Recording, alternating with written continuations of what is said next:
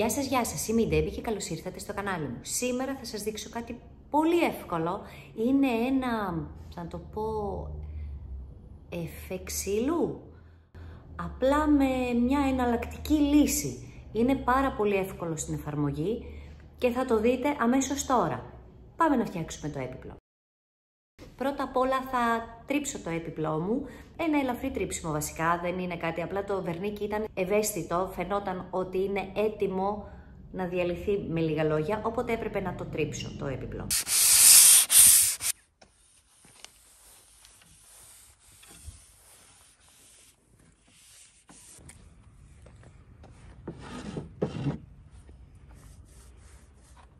Περνάμε στην πρώτη στρώση. Η πρώτη στρώση είναι λεπτή και την αφήνουμε να στεγνώσει πάρα πολύ καλά.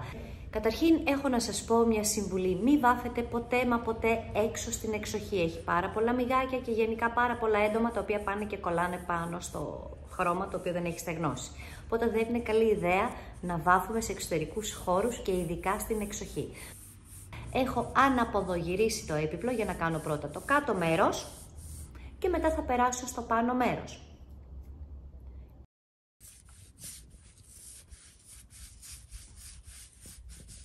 Έχει στεγνώσει η πάνω στρώση και πάμε για τη δεύτερη. Με τον ίδιο ακριβώς τρόπο, δεν έχει σημασία προς τα που βάφετε, αν βάφετε προς μία κατεύθυνση ή διαφορετικές κατευθύνσεις.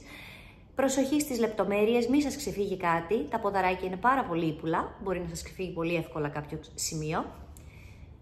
Το αφήνουμε να στεγνώσει πάρα πολύ καλά και γυρνάμε ξανά το έπιπλο στην αρχική του θέση. Εδώ πρέπει να σας ομολογήσω ότι ξέχασα να φέρω σκαφάκι μαζί μου και γενικά τα μαγαζιά είναι πολύ μακριά εδώ, οπότε αυτό σχεδίασα. Εφάρμοσα το χρώμα με το πινέλο, ενώ είχα το ρολάκι μου μαζί, απλά το λίανα από πάνω με το ρολό.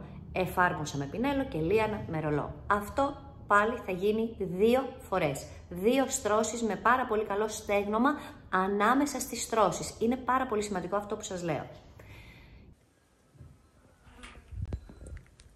Η δεύτερη στρώση με τον ίδιο τρόπο και την αφήνουμε να στεγνώσει.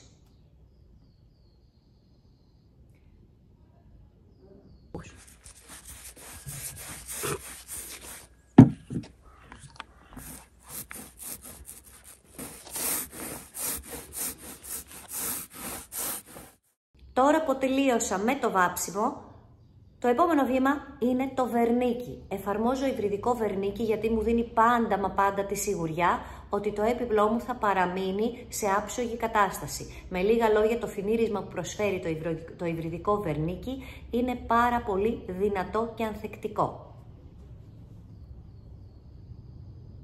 Συστήνω στο πάνω μέρος των επιφανειών να περνάμε 3 στρώσεις βερνικιού για να έχουμε ακόμα καλύτερη προστασία για τα έπιπλά μας.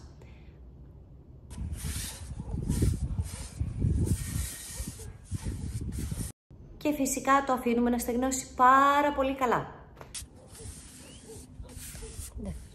Το επόμενο βήμα και το τελικό βήμα είναι τα αγαπημένα μου κεριά. Το εφέ ξύλου που είδατε στις αρχικές φωτογραφίες θα το κάνουμε με καφέ κερί.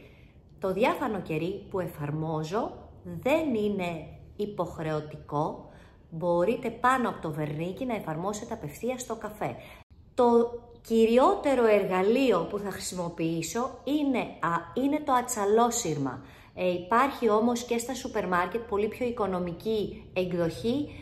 Λοιπόν, εφαρμόζω το διάφανο κερί σε όλη την επιφάνεια και μετά εφαρμόζω το καφέ κερί σε όλη την επιφάνεια. Στην ουσία λερώνω όλη την επιφάνεια με το καφέ κερί. Δεν έχει σημασία προς ποια κατεύθυνση θα εφαρμόσετε το σκούρο κερί. Καλό είναι να είναι προς μία κατεύθυνση, αλλά το σημαντικό δεν είναι το πώς θα εφαρμόσετε το κερί, αλλά πώς θα το σβήσετε.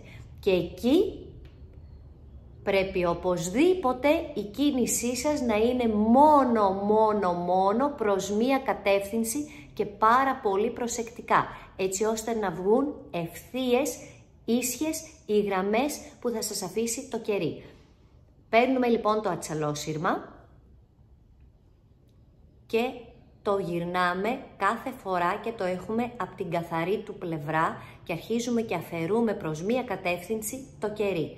Αυτό μπορούμε να το επαναλάβουμε όσες φορές θέλουμε, καλύπτοντας ένα συγκεκριμένο κομμάτι του επίπλου μας. Δηλαδή, δεν θα πάμε να κάνουμε όλο το έπιπλο και μετά θα ξαναγυρίσουμε στην αρχική επιφάνεια για να διορθώσουμε. Ό,τι είναι να διορθώσουμε, το διορθώνουμε εκείνη την ώρα, έχουμε αρκετή ώρα να δουλέψουμε, δεν στεγνώνει αμέσως, οπότε είναι πολύ εύκολο να προσέχετε μην τυχόν και κάνετε λάθη και να διορθώνετε κατά τη διάρκεια της εφαρμογής.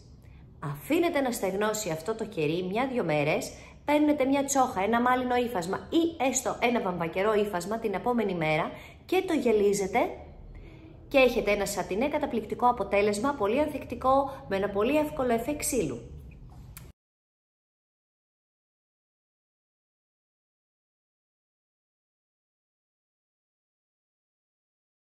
Αυτό ήταν το βιντεάκι μας για σήμερα, ελπίζω να σας άρεσε.